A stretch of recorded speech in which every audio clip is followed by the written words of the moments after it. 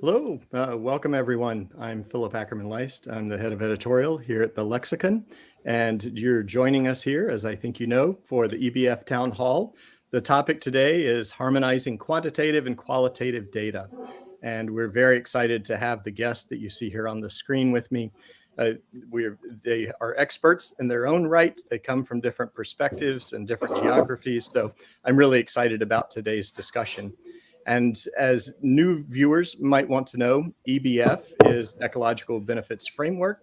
This is the result of an activator that the Lexicon has been running over the past six months plus now at this point. And we've been developing a new framework that we think is adaptive to corporations, to governments, to NGOs, IGOs, and we're eager to share more of that with you. And you will see that we have a website we can send you so that you can actually have access to that, and canyouchangethefuture.org. So hope you'll look there for more background and context.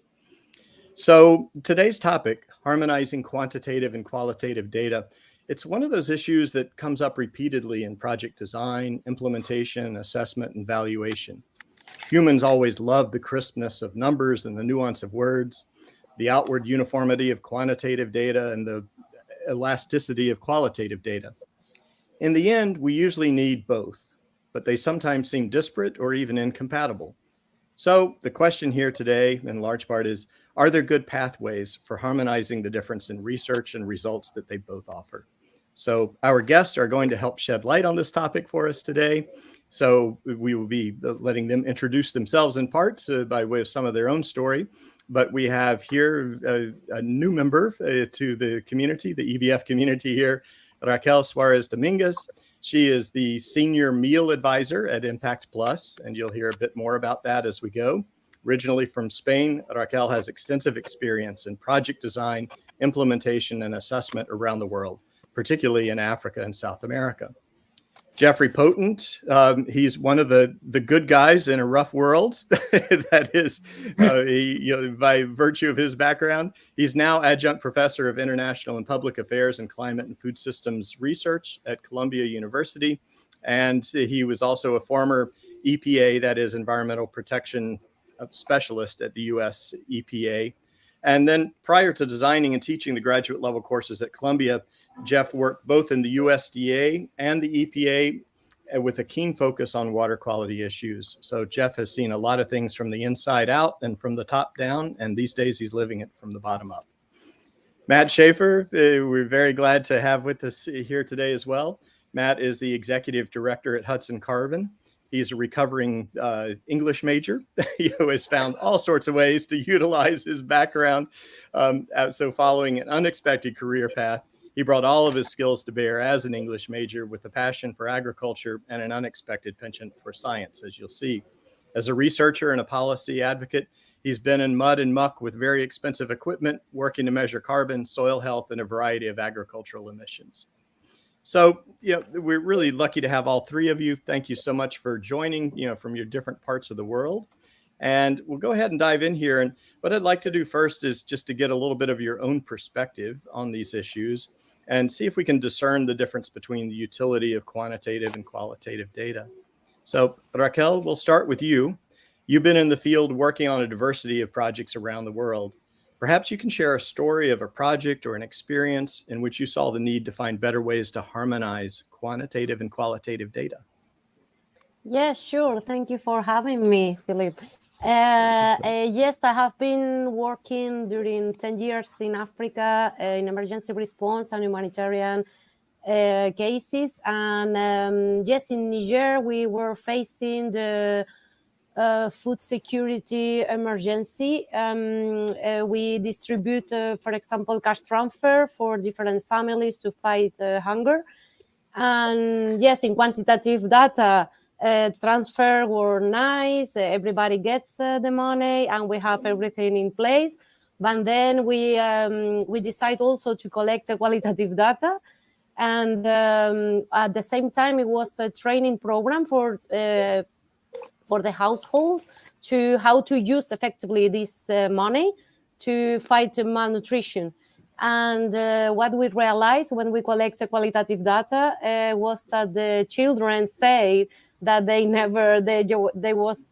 were just eating rice and any of the food that we expected the families to give them. So we get deep into that. So we create focus groups and we try to understand better the situation, and we found out that the families were spending the money in telephones and other things that they weren't important to fight malnutrition. So for us in international development and humanitarian response, qualitative data is mandatory because numbers provide you the efficiency of the distribution and that you are providing the aid that you promise, but qualitative data give you the overview that the things we are achieving our goals and the people are getting what they really need. So that is a little bit an example about how important is for us qualitative data. Yeah.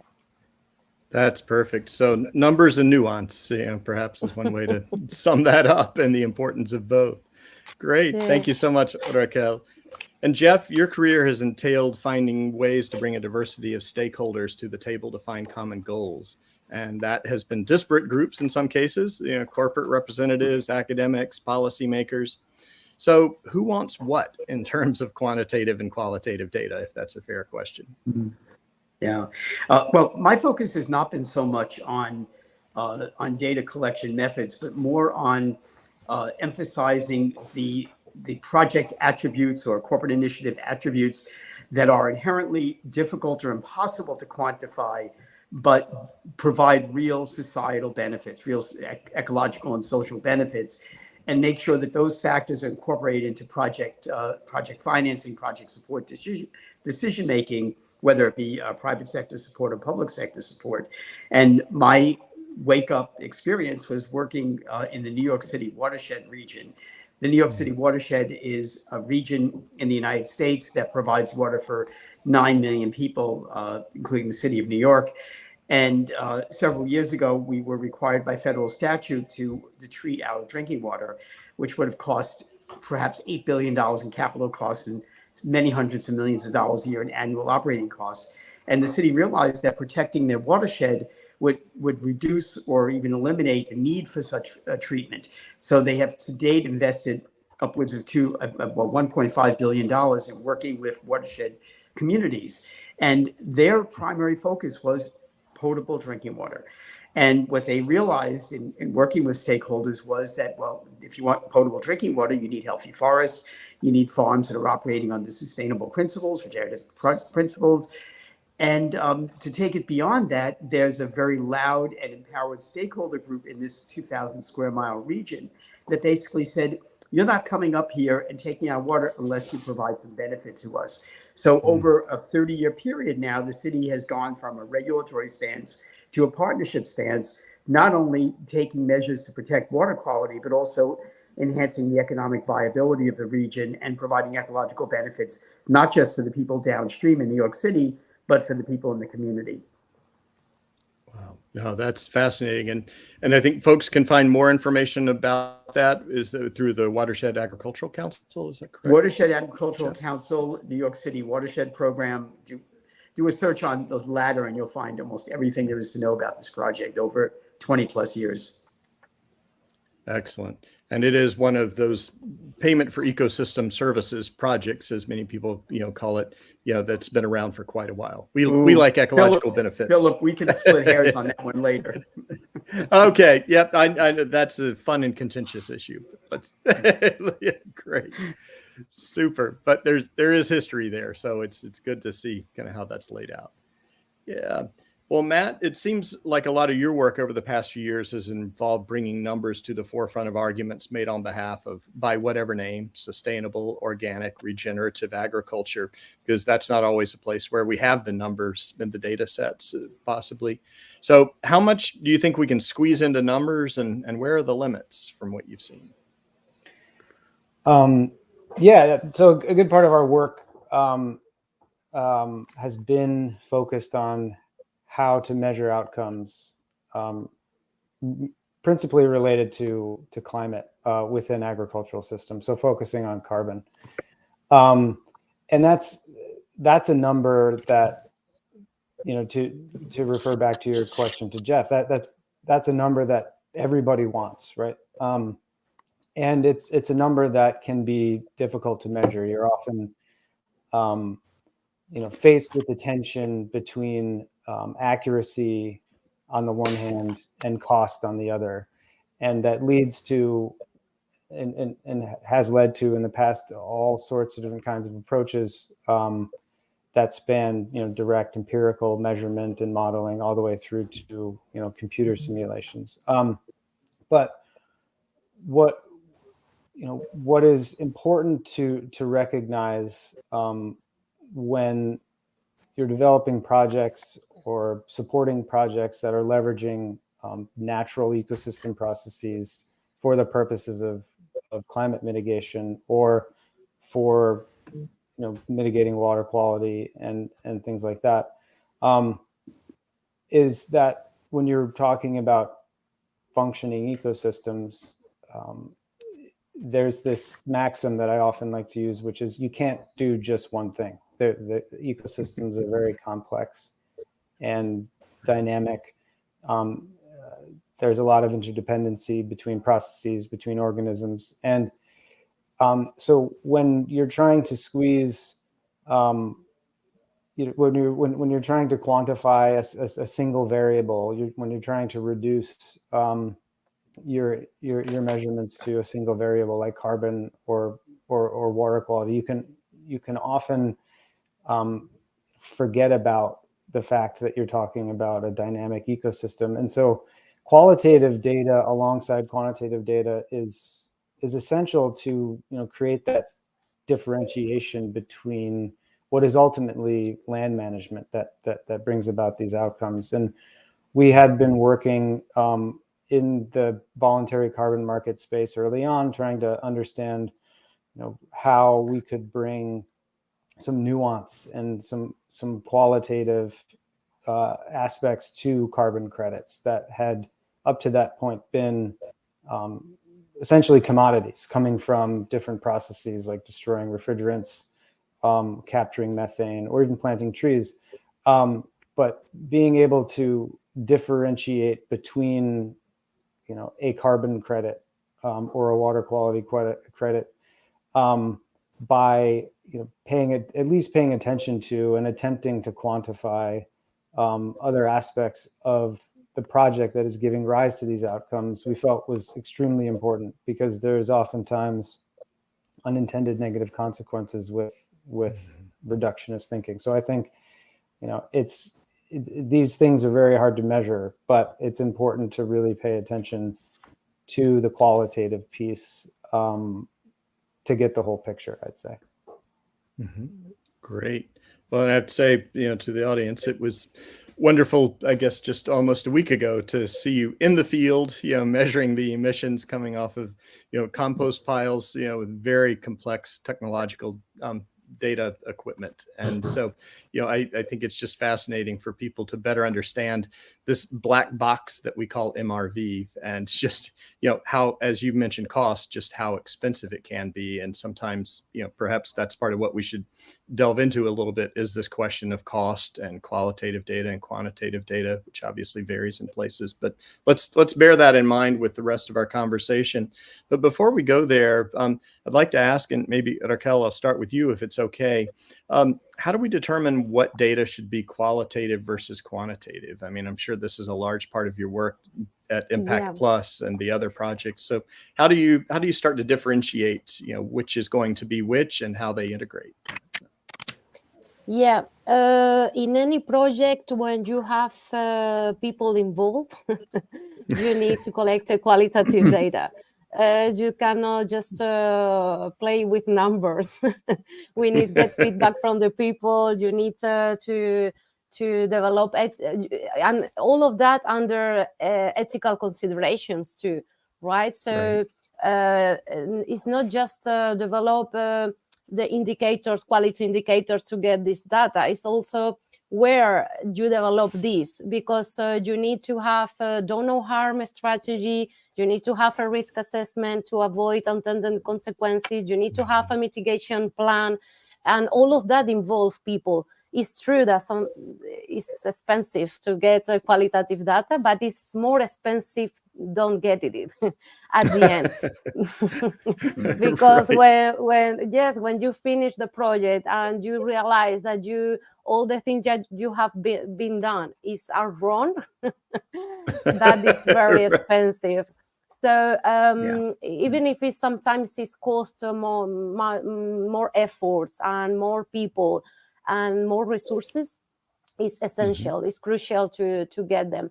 When you decide to get it, for me, it's when you want to attend goals that pretend to change people's lives. You need to get qualitative data, because we are working with people. They are not a piece of wood. So we need to understand how they feel, what they expect, what are we doing wrong. Maybe we are doing things that they are affecting them in a negative way, and we need to collect this data. It's not just to create quality indicators. It's also have open channels of communication with them all the time. That is called in humanitarian accountability. Is the responsible of the power that we have with these people, because we have a power to bring their project, but we need to be responsible of our actions, and also about the consequences of these actions. And to prevent any damage, we need to have open channels of communication all the time, so they can provide us feedback, they can complain, they can say us, okay, I don't like it that you put this mechanism in my field to collect rain data, because my animals are not happy with that. I don't know, but we need to collect data when people is involved. Right. Those points just seem so critical. And I think, many of the groups that we're working with, be they investors, philanthropists, conservation finance, humanitarian groups, all of us, I think, are starting with good intentions. But those good intentions can go off the rails fairly quickly. And one of the things to mention here, because it is something that we're trying to really work on with the ecological benefits framework, is this iterative nature of the data that you talk about here, and then need to check back in. And how do we have an EBF, for example, a digital fingerprint, that is up to date enough that really reflects these things we're learning, and maybe not just up to date, but the ability to transform some of how we're doing the measurements even. So that is what we're trying to build here, and look forward to input that you and others have in that regard. So thank you. Oh, wonderful explanation there, and so many notes that I've got here. I hope we can get back to all the pieces. But yeah, Matt, how about you? Just in terms of this qualitative and quantitative data, and how you determine which should be which in the kind of research that you're doing. Yeah, I think for our context, the MRV space is constantly evolving.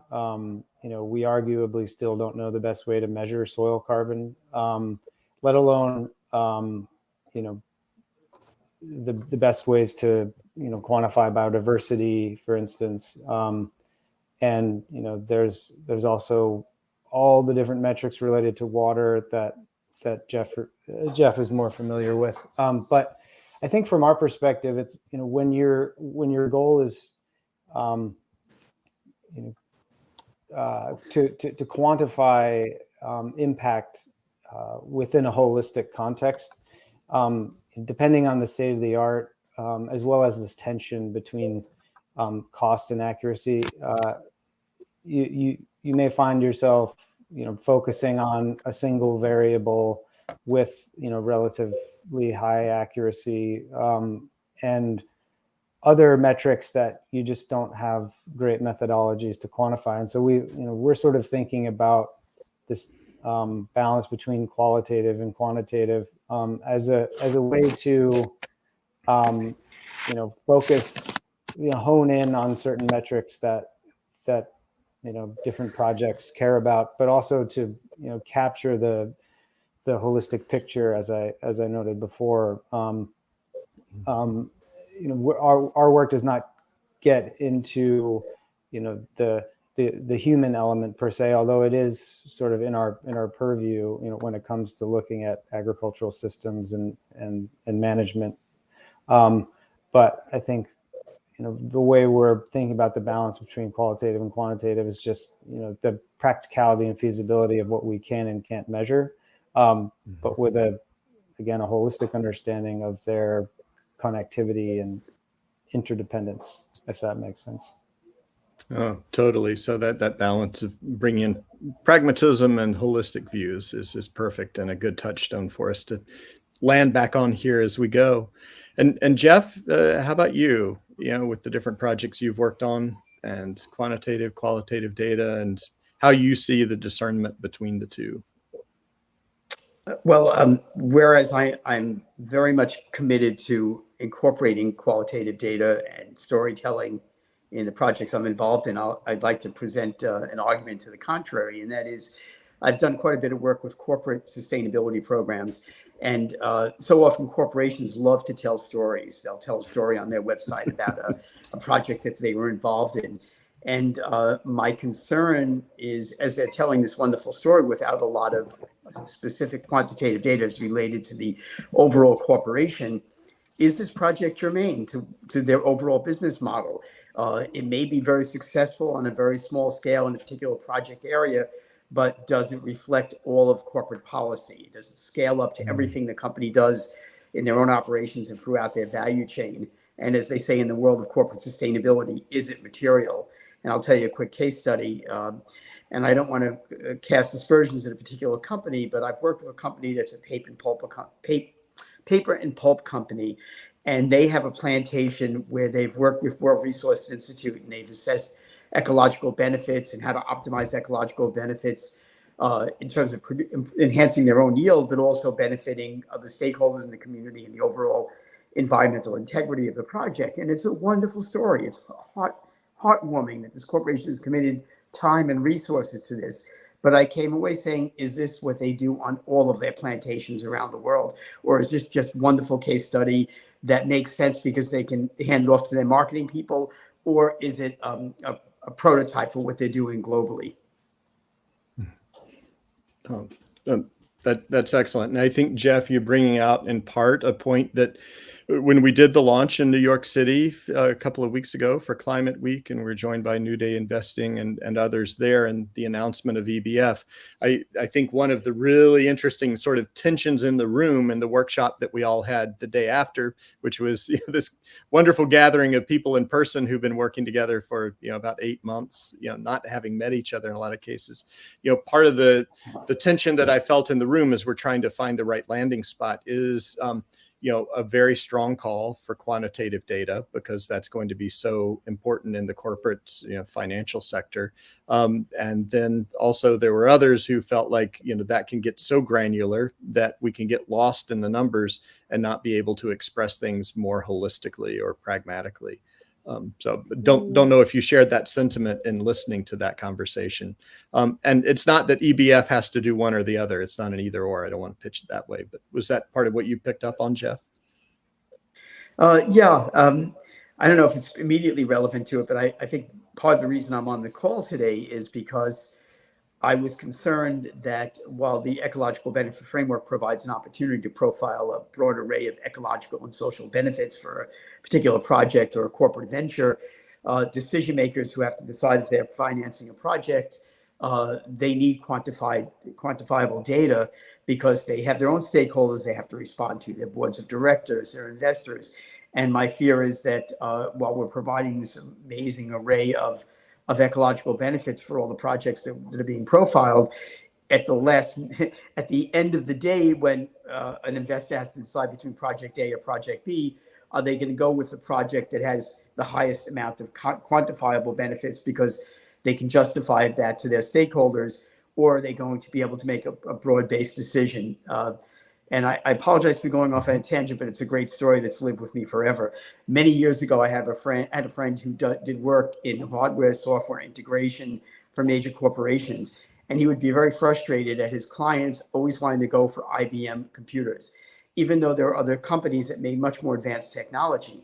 And it was once explained to him by a chief technology officer at a firm he was working with that if they buy an IBM computer and the system fails, they'll say to their stakeholders, well, we bought the best out there. Whereas if they went with another company that may have been a more advanced system and that failed, they took a risk and it would fall on their shoulders. And I think that's a challenge we're facing here. Quantifiable data is safe when you have to justify your actions. Qualitative data is much harder to support a decision. Yeah, interesting. Raquel, you have any thoughts on that? Yeah, it's true. But also, when you collect also qualitative data, you need also learning agenda. Because you're, as you say, no, it's we have a quantitative data. Okay, you know that everything is done, it's objective. We have everything there, and qualitative data is subjective. You cannot reach everyone. It's sometimes you need to use hypotheses. So it's true that it's more complicated, but it's necessary. It's mandatory.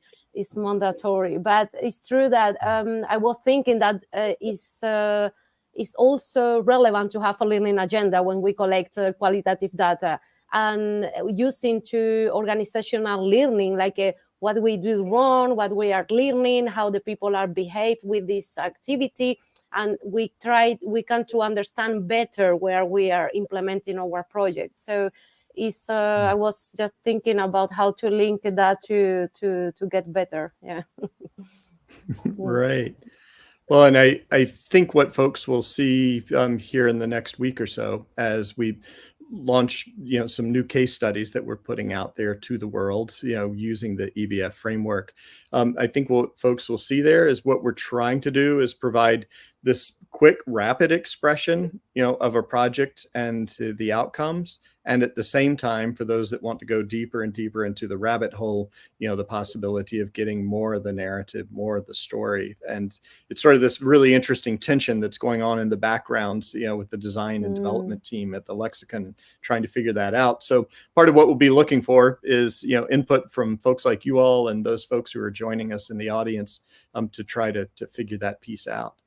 So, these are really fascinating topics that we're trying to figure out, all of us together. And, one of the other pieces that we're also discussing in the background a bit is, does the EBF framework, might it need to be different for the market sector, and then also different perhaps, for those working in the entities that you're working with, Raquel.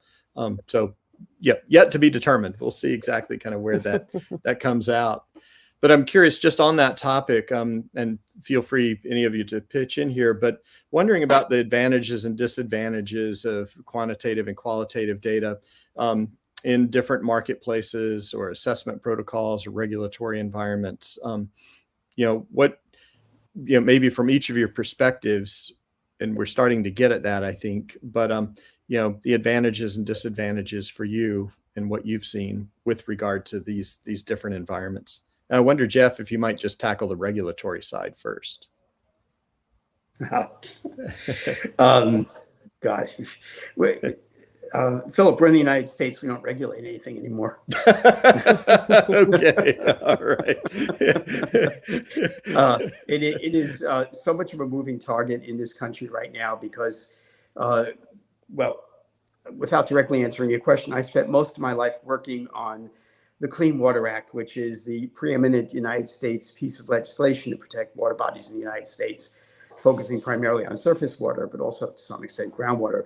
And during the prior presidential administration, there was a systematic effort to dismantle this critical piece of legislation.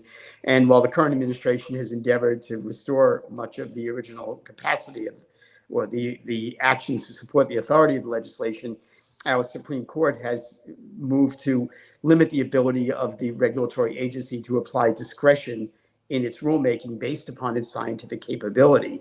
So we are in a very strange place right now in terms of regulatory agency authority. However, the markets are beginning to create their own regulatory structures. Our Security and Exchange Commission in the United States is developing rules for sustainable investment. I haven't followed it very closely, but it's moving forward.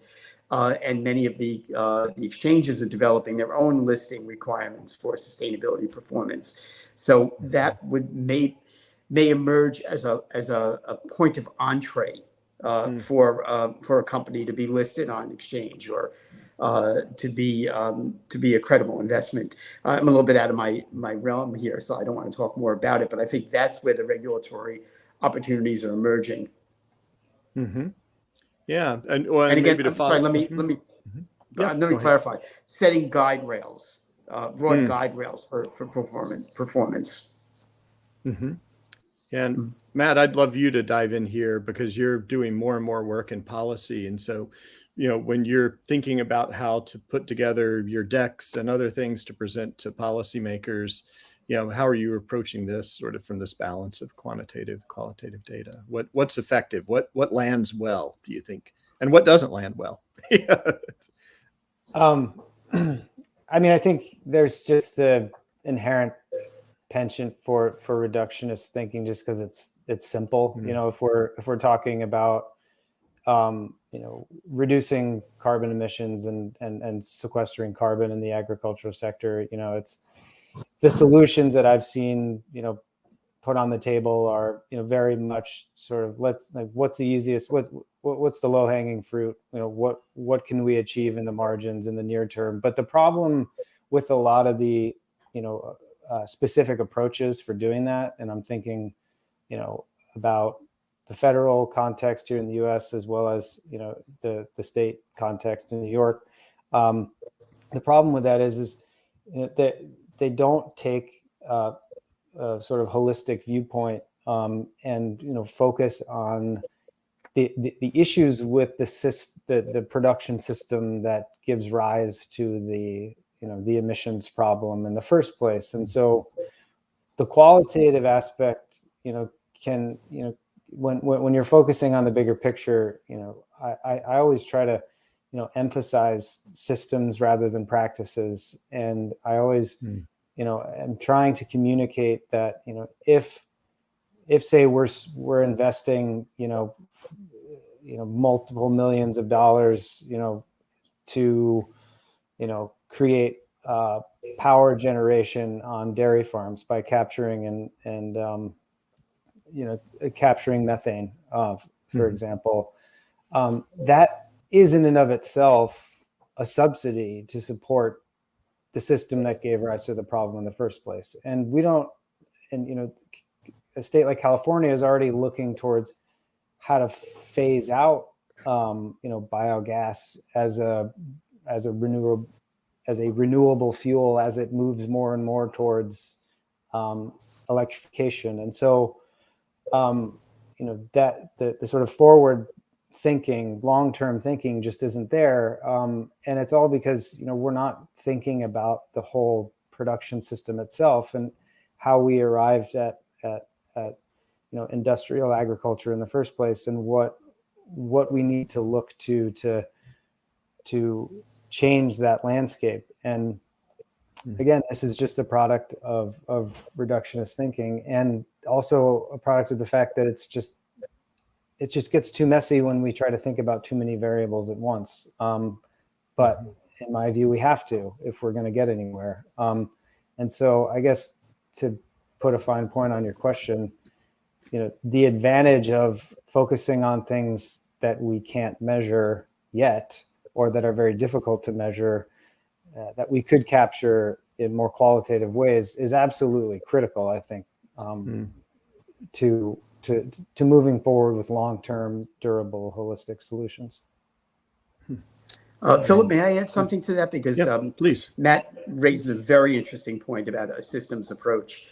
Whether you're talking about a farming system on a particular farm, not just the implementation of a particular management practice, or as we say here in the US, best management practice, but it's the suite of practices that together functioning effectively as a system that protects water quality, protects biodiversity, sequesters carbon, and having that systems approach is critical. Whether we're talking about a corporation, it's not just what they're doing in one site, what they're doing in one value chain, but what they're doing throughout their entire company as a corporate policy, as a commitment of resources.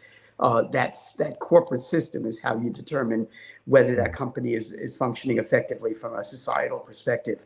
So in a way, and I hate to undermine the core discussion here, it's not about qualitative versus quantitative. It's a systems approach that it has to be assessed based on an array of qualitative and quantitative factors. Mm-hmm. No, totally fair enough.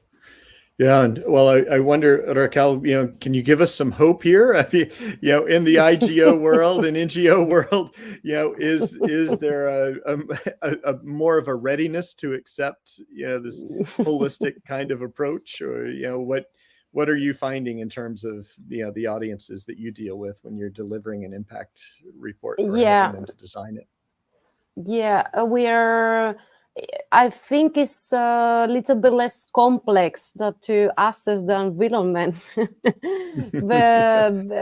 because in environment you have several variables and things that is complicated to measure and combine. And when in social impact is qualitative data and quantitative data is crucial, it's mandatory, and it's true there is some advantages there, no? Because you can have an holistic approach when you take all the data that you need from the person, that what you want to do, what you want to measure, and it's very important not just to develop the indicators, have the right tools to measure, and have the right resources to achieve. So yes, it's even in humanitarian spaces, for lobby or policymakers, you need to bring both data. You bring, because most of the countries, they are not able to to have quantitative data about their own population. So sometimes there are NGOs collecting this data, but sometimes it's not enough to convince them.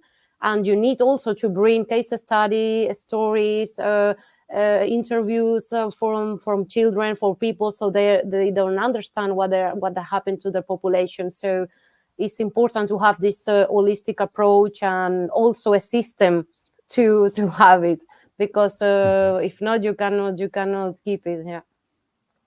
Oh, really interesting. And as you're speaking here, Lauren Serrata, who's been involved with this project, from the outset, brings forward this really interesting observation, and wonder if any of you would like to comment on that. Here she says, I found people further from the worker problems with less lived experience often rely more heavily on quantitative measures. We've been taught that numbers mimic intuitive certainty, and we're ultimately trying to build understanding with people as they get further away from nature. So we have to help meet them where they are and weave in some of the whys to help bring them closer. It's really well stated. Thank you, Lauren. Thoughts on that from any of our guests here?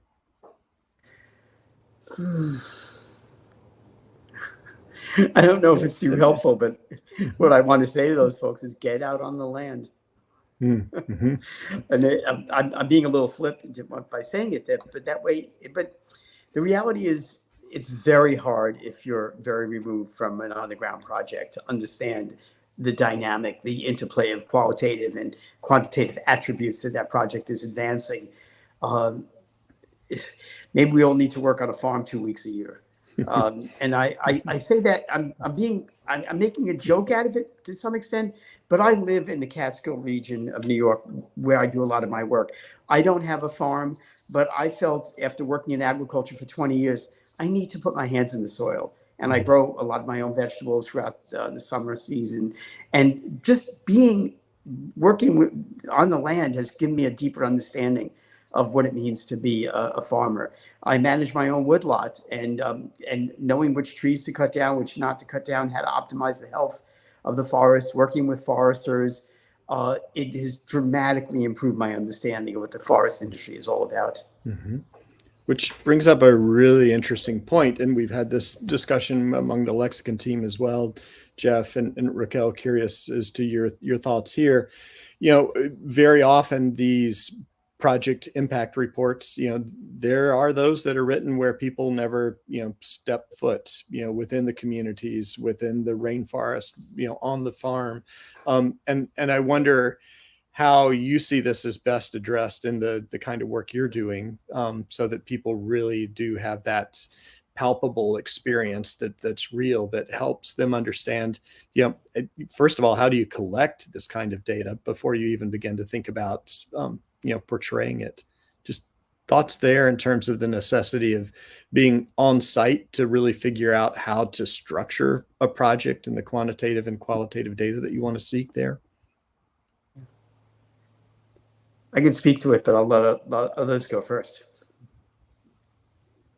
Yeah, Raquel, you deal with the, I'm sorry, I was just thinking, Raquel, you deal with the distance kind of very often of, the projects and their locations being very remote, in cases being very distant, international, while, the funders, the people helping develop the project sometimes are far removed. So just wonder if you'd speak to that a little bit in terms of project design and data.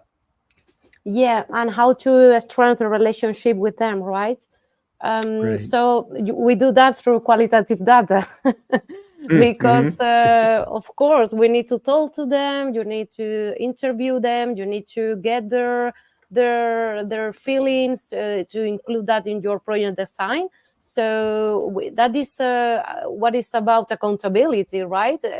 We go to the field. We talk to the people. Sometimes it's not myself going there, but with some teams. And they're in constant contact with the communities, and that is a way to feel, let them feel that they own the project, because they are involved from the very beginning in the design, not just providing data.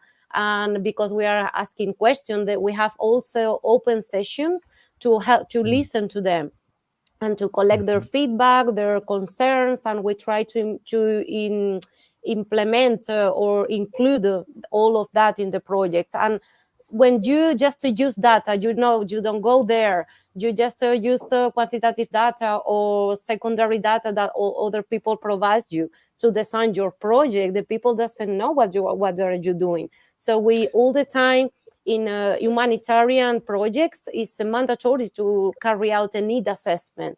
You need to go to talk to the people, not just to collect the quantitative data, but also get their feedback, their needs, their feeling, how they are dealing with the situation, what are their traumas, what are the priorities, right?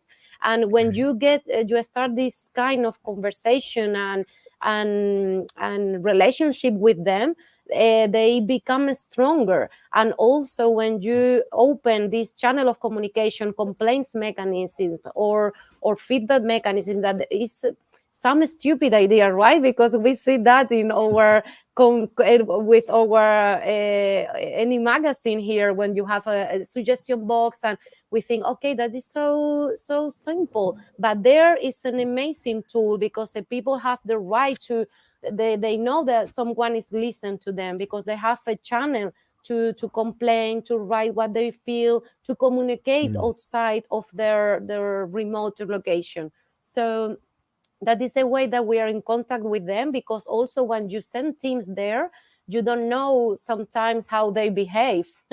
And you need also to get information about what they are doing on the field, if they are distributing the right things to the right people. And it's another way to triangulate the information they are getting directly for the targeted population. So that is a way when the people feel they don't feel alone. I have a very strong relationship with all the communities that have been working in Congo. That is a huge country.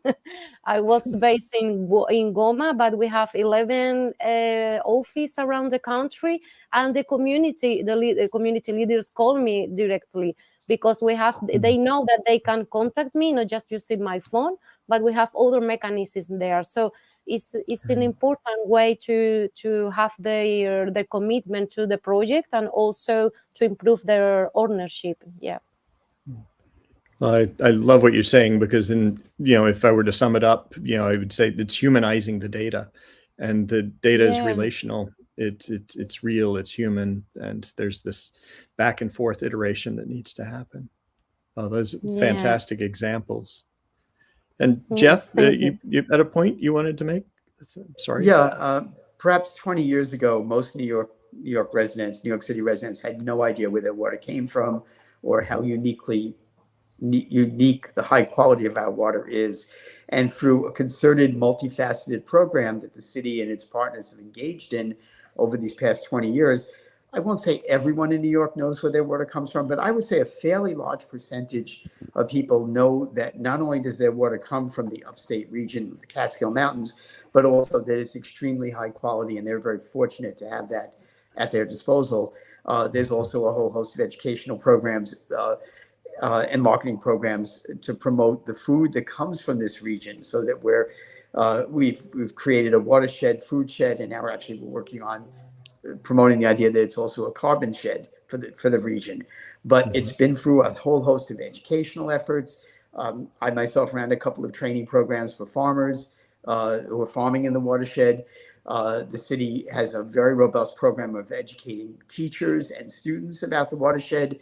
There's a program called Pure Catskills, which promotes high quality food that's been produced in the watershed.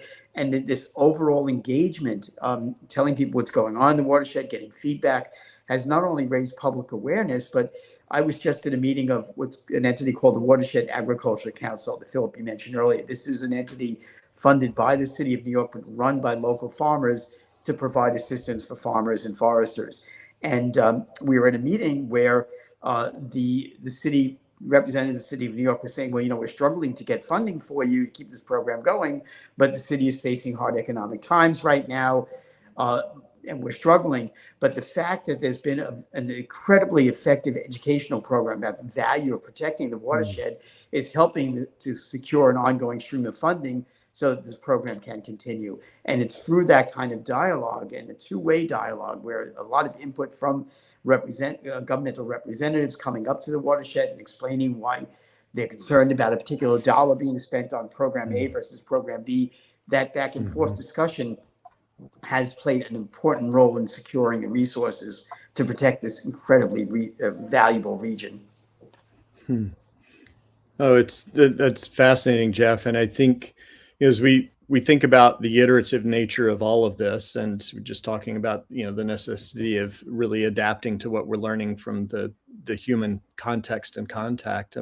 Matt, you deal with something a little bit different, perhaps, and correct me if I'm wrong, but I would say that in part, a lot of the work that you're doing at Hudson Carbon, you're dealing with technology that is iterating very quickly, and science that's coming along very quickly, and you're trying to do all of this work with both quantitative and qualitative data in a rapidly changing technology and science and technology environment. So how do you grapple with that in terms of where do quantitative data sort of help you or hinder you as you're adapting to all those changes?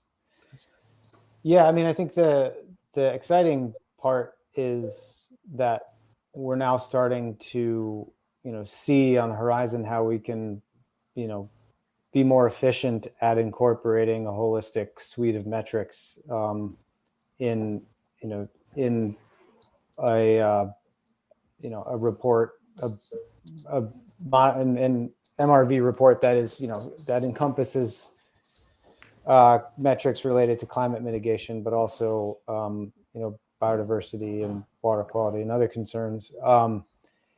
And so, but I think I want to respond to this idea of humanizing data, because I was thinking, as everyone was talking about how this manifests in the agriculture context, and it gets back to the idea of reductionist thinking, where if those individuals at the corporate level or project developers or even individuals in a voluntary carbon market that are supporting projects via the purchase of carbon credits, without a level of education as to what the process is that is generating carbon credits and what sort of system and what sort of ecological context those are emerging from, then you can end up I don't know exactly the extent to whether this is true today, but there had been discussions about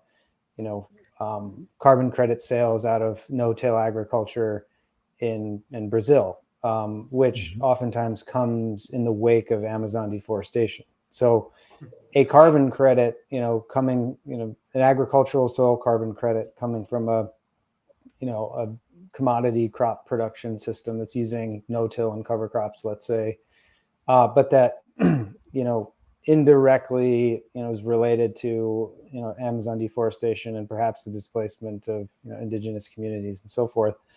Without that context, it's not, you can't make an informed decision about, what kind of project to support, and contrast that to, say a project in Oaxaca, a cooperative of, coffee growers that grow, coffee in a diverse, agroforestry system, that are working on improving water quality throughout the whole watershed, working with the municipality to preserve, water quality for tourist areas, and focused on, certifying an entire region as organic. I mean, that the context of those two projects in contrast gives you a sense of, how just focusing on a single metric like carbon without the qualitative context is really risky. And yeah, I'm putting my farmer hat on, putting in a shameless plug here for farmers markets. Like, everybody do what you can to reconnect in any way possible with where your food comes from, and because it's just, it's critically important for all the reasons I just outlined. Mm-hmm. Oh, fantastic! That's great. And just want to make sure too, we have time here for any questions that have appeared from the audience. And Genevieve, who joined us last week and kept us on a dynamic conversation, hope folks check that out if they haven't already. She's asking that she would like to understand how each of you relate the mechanical and MBS as the one size fits all is not enough. I'm sorry, what is MBS? Oh, and let's see. Nature-based NBS? solutions? Yes. Yes. Okay. Yeah, we'll put that in the chat. Yep. Yep. That's all of our good acronyms here. Thoughts on that? Relating the mechanical and nature-based solutions as one size fits all is not enough here? Thanks, Genevieve, for that. A deep I question. can give it another example, building on what Matt just described, closer to home. I don't know if it quite speaks to Genevieve's question, but it touches on it a bit. A popular trend right now for solar project developers is to go onto agricultural land to install solar arrays.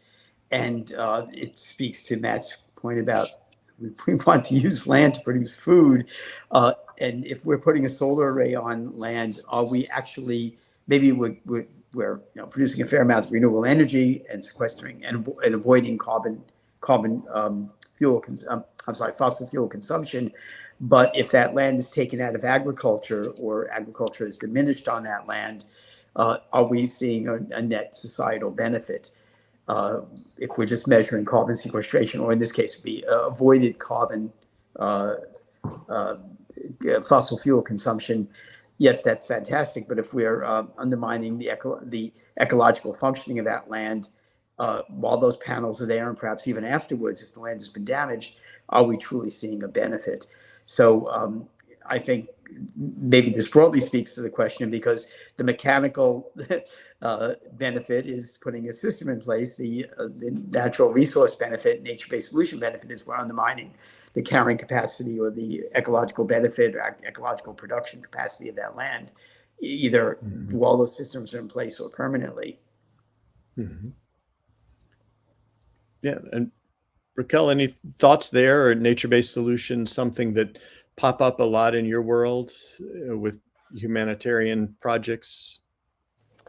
Yes, because we are working now in blockchain, and we are trying to bring the traditional methodologies on monitoring, evaluation, accountability, and learning to blockchain. So sometimes technology wants to cover everything and do everything for us, and we think sometimes that this is enough because it's a very sophisticated system and we get everything there. But even in these spaces, we launch a research with a Frontier Technology Hub on blockchain for humanitarian cases. And we realized in this study and research that I will share with you later, that even for this system that you have all the technology and the last updated program, you need to involve people. You need to collect qualitative data. You need to involve. You need a participation strategy. You need to share information with people.